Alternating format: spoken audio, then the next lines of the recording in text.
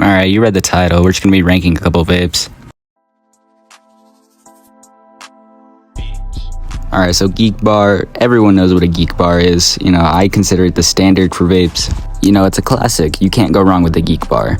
So I say it's pretty average. Most of the flavors are okay. There are some not good ones, like for example, the cinnamon one, and this might be biased because I just hate all grape flavor vapes, but the Geek Bar grape is especially nasty to me. But they are pretty good. It's the standard for vapes for me, and I'm gonna say it's pretty average. I'm gonna put it in the A tier.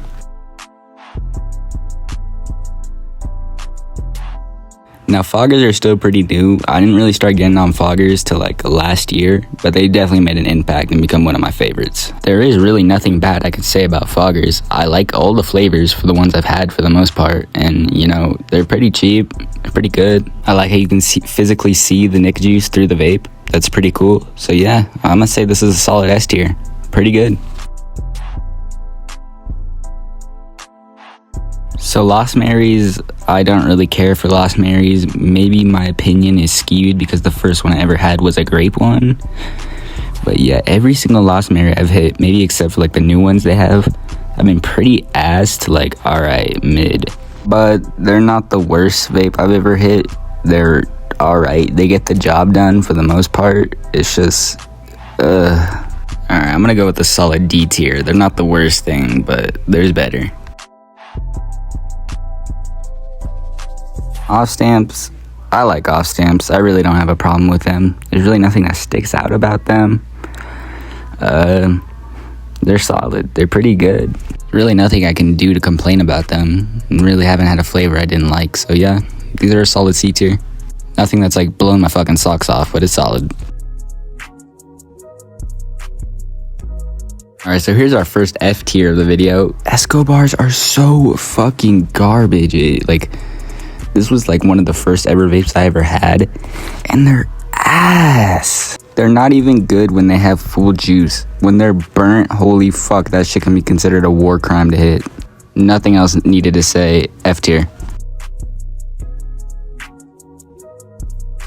Raz is alright. I feel like most of the flavors taste the same to me, and for the most part they're mid, but you know, just like off stamp, they get the job done.